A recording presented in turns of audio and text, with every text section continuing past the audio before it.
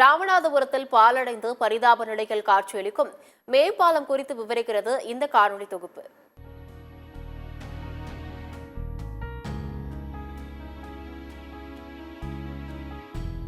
ராமநாதபுரம் மாவட்டத்தில் நகருக்குள் வராமல் செல்வதற்காக பைபாஸ் சாலைகள் அமைக்கப்பட்டன. அதன் ஒரு பகுதியாக கடந்த 2020ஆம் ஆண்டு ராமநாதபுரம் தூத்துக்குடி இடையே செல்லக்கூடிய கிழக்கு கடற்கரை சாலையானது ராமநாதபுரம் நகருக்குள் செல்லாமல் செல்வதற்காக போடப்பட்டது. இந்த சாலையின் கீழே ரயில் பாலம் செல்வதன் காரணமாக ரயில்வே மேம்பாலம் போடப்பட்டு கிழக்கு கடற்கரை சாலை அமைக்கப்பட்டது. 1/2 கிலோமீட்டருக்கு இருக்கக்கூடிய ரயில்வே மேம்பாலம் இருபுறங்களிலும் புதர்கள் மண்டியும் மணல் சேர்ந்தும் காணப்படுகிறது. இது மட்டுமல்லாமல் நடந்து செல்வதற்கு போடப்பட்ட நடைமேடை முழுவதும் மரங்கள், செடிகள் என ஆக்கிரமித்து மனிதர்கள் பயன்படுத்த முடியாத நிலையில் உள்ளது. ராமநாதபுரம் மாவட்டம் பட்டணக்கத்தான் ஈசிஆரிலிருந்து கீழக்கரை போகக்கூடிய அந்த பாலம் பழுதடைஞ்சு சாலை பயன்படுத்த முடியாத அளவிற்கு மோசமாக பழுதடைந்திருக்கிறது. இதனால் அடிக்கடி விபத்து ஏற்பட்டு மிகப்பெரிய அளவில் பொதுமக்களுக்கு பாதிப்பு ஏற்படுத்தி கொண்டு இருக்கிறது.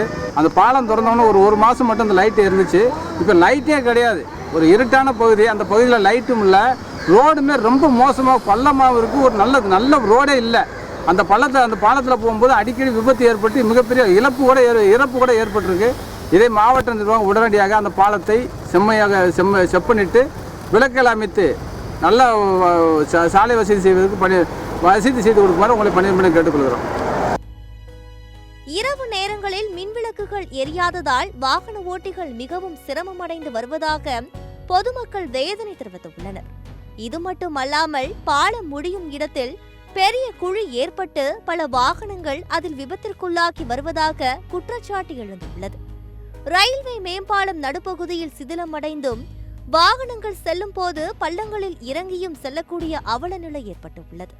தற்போது கிழக்கு கடற்கரை சாலையின் முழு கட்டுப்பாடும் தேசிய நெடுஞ்சாலைத்துறை ஆணையத்தின் கைவசம்தான் உள்ளது.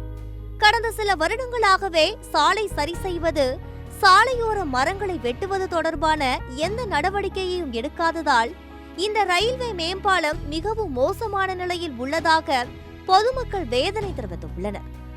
தொடர்ச்சியாக பல கனரக வாகனங்கள் இந்த சாலையில் தான் செல்கிறது. இந்த பாலத்தின் மேல் இருசக்கர வாகனங்களும் தானியங்கியும் மயிலுந்தும் சென்று இருக்கின்ற இந்த பாதையில் தான் தொடர்ச்சியாக விபத்துகள் உள்ளாகிறது.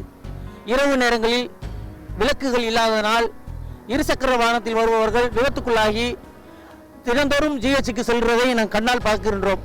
இந்த சூழ்நிலையில் இருக்கும்போது இந்த மாவட்ட நிர்வாகம் இதை கவனத்தில் எடுத்து இந்த கருவ மரங்களை அகற்றி இந்த பாலத்திற்கு வெளிச்சம் கொடுக்குமாறு, சரி செய்ய வேண்டிய இடங்களை தார்ஊற்றி செயல்படுத்துமாறு அன்புடமும் தாழ்மையுடன் கேட்டுக்கொள்கின்றோம். சிதிலமடைந்து பாதுகாப்பின்றி காணப்படும் இந்த மேம்பாலத்தை மாவட்ட நிர்வாகமும் தேசிய நெடுஞ்சாலை ஆணையமும் சீர் செய்து மின்விளக்குகள் அமைத்து வாகன ஓட்டிகள் சீராக செல்வதற்கு வழிவகை செய்ய வேண்டும் என சமூக ஆர்வலர்கள் மற்றும் வாகன ஓட்டிகள் கோரிக்கை விடுத்துள்ளனர்.